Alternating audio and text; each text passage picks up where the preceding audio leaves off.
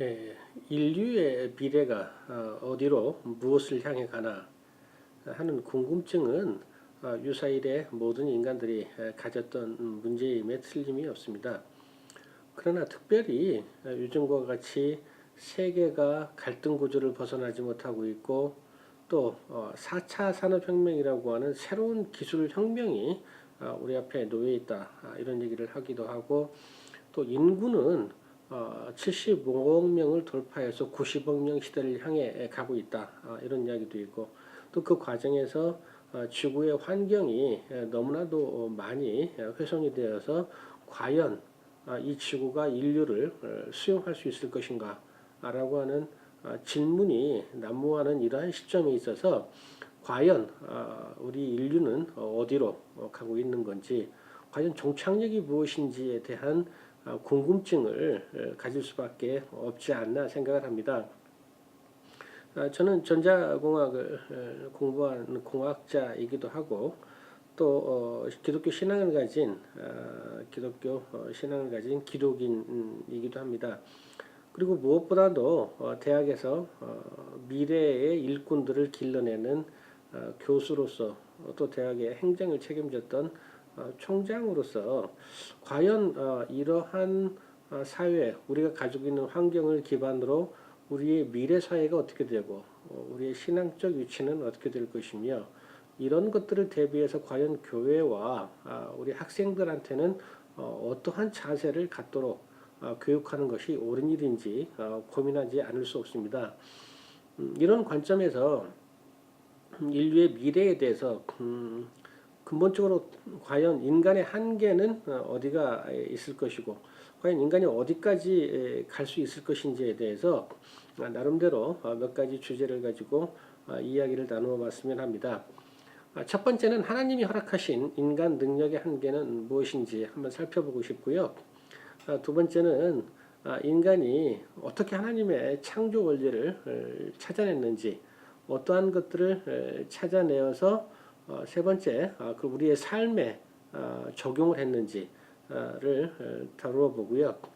그리고 지금 이런 하나님께서 세상을 창조하신 원리를 인간들이 찾아내서 활용하면서 인구 75억 명이 이 지구상에서 살 수 있는 기술과 많은 것들을 이루어 놨는데, 이러한 현재 우리가 누리고 있는 기술 발전, 문명이 우리에게 남긴 숙제는 무엇인지, 또 20년 내에 인구가 90억 명 시대에 다다를 것으로 예측을 하는데, 이런 인구 변화 속에서 과연 누가 이 지구 인류의 문명의 변화를 이끌어갈 것인가 하는 문제를 좀 살펴보고요.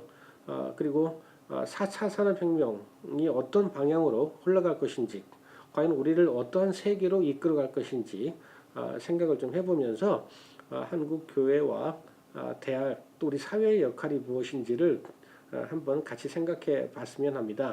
제일 먼저 하나님께서 인간에게 어떠한 능력을 부여하셨고 그 능력의 한계는 무엇인지, 과연 인간은 어디까지 허락을 받은 것인지를 한번 성경 말씀을 기초로 해서 찾아보도록 하겠습니다. 먼저 창세기 1장 11절에 보면 하나님이 가라사대 땅은 풀과 심에 있는 채소와 각기 종류대로 씨 가진 열매 맺는 과목을 내라 하시는 말씀이 나옵니다.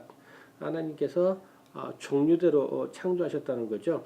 21절과 25절은 좀 더 구체적으로 설명을 하죠. 하나님이 큰 물고기와 물에서 번성하여 움직이는 모든 생물을 그 종류대로, 날개 있는 모든 새는 그 종류대로 창조하셨다라는 말씀을 하십니다. 이게 나중에 이제 진화론과 충돌을 하는 이제 부분들이 생기는데요.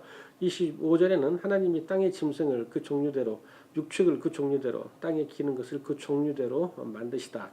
하늘과 땅과 바다의 모든 생물을 종별로 창조하셨다라는 말씀이 창조 원리의 첫 번째로 나옵니다. 또 창세기 1장과 2장에 보면 하나님이 인간을 창조하시는 모습이 나옵니다. 1장 27절에는 하나님이 자기 형상, 곧 하나님의 형상대로 사람을 창조하시되 하셨습니다. 사람을 하나님의 형상대로 창조하셨고, 창세기 2장 7절에는 여호와 하나님이 땅의 흙으로 사람을 지으시고, 중요한 대목인데요. 생기를 그 코에 불어넣으시니 사람이 생명이 되었다. 이런 말씀을 하십니다. 결국 창세기 1장과 2절에 나오는 말씀은 하나님이 인간을 본인의 모습대로 창조하셨다. 그 모습이 갖는 의미가 무엇이고 또 하나님의 생기를 불어넣으셨다. 하나님의 속성을 불어넣으셨다고 했는데 그 속성이 무엇인가 하는 이야기죠. 하나님의 모습과 하나님의 속성 이 두 가지를 받은 것이 인간입니다. 또 창세기 1장 28절을 보면 그렇게 창조하신 하나님이 인간에게 사명을 주시죠. 하나님이 그들에게 복을 주시며 하나님이 그들에게 이르시되 생육하고 번성하여 땅에 충만하라. 땅을 정복하라. 바다의 물고기와 하늘의 새와 땅에 움직이는 모든 생물을 다스리라 하십니다. 사명을 주시고 일을 주십니다. 좀 구체적으로 이 말들을 총괄한 이야기는 창세기 2장인데요. 여호와 하나님이 그 사람을 이끌어 에덴 동산에 두어 그것을 경작하며 지키게 하시고 에덴 동산에 있는 모든 것들 땅과 하늘과 바다와 모든 것들 그 안에 있는 생물들을 다 다스리라. 이 이야기는 하나님께서 인간을 창조하신 다음에 첫 번째 주신 사명은 노동, 일하라는 거죠. 일하는 책무를 주셨습니다. 일하시는 하나님의 속성을 따르라라고 하는 거죠. 또 창세기 2장의 16절을 보면 조금 이제 좀 중요한 말씀들이 나오는데요. 여호와 하나님이 그 사람에게 명하여 이르시되 동산 각종 나무의 열매는 내가 이무를 먹되 선악을 알게 하는 나무의 열매는 먹지 마라. 내가 먹는 날에는 반드시 죽으리라 하시니라. 이 말씀에는 우리 인간들에게 자유의지를 부여하시는 대목이죠.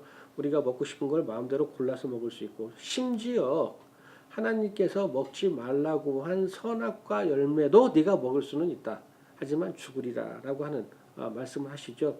이건 인간에게 자유의지를 부여하셨다고 하는 부분과 또 하나님께서 인간에게 내 생명을 내가 취할 수 있다. 생명의 주권은 나에게 있다라고 하시는 말씀이라 생각을 합니다. 근데 창세기 3장에 인간의 자유의지를 가지고 첫 번째 얻어내는 것이 있습니다. 그게 뭐냐? 선과 악을 구분하는 지혜죠. 선악과를 따먹어 버립니다. 그 선악과를 따먹으면서 뱀이 하는 얘기가 창세기 3장 5절에 보면 너희가 그것을 먹는 날에는 너희 눈이 밝아져 하나님과 같이 되어 선악을 알 줄 하나님이 아심이니라 라는 말씀이죠. 선과 악을 구분하는 지혜라고 하는 것이 무엇인지 지금 생각해 보면 이건 하나님께서 세상을 창조하신 기본적인 세상의 원리들을 창조의 원리들을 인간들이 깨우쳐갈 수 있는 지혜를 얻었다 하는 말씀이 아닌가 싶습니다. 이 말씀을 가지고 바로 하나님께서 어떻게 응답을 하시냐면 창세기 3장 22절에 보면 여호와 하나님이 이르시되 보라 이 사람이 선악을 아는 일에 우리 중 하나와 같이 되었으니 뱀이 이야기했던 것처럼 선악을 아는 일에 인간이 선악과를 따먹음으로써 하나님의 하나와 같이 되었다고 하십니다.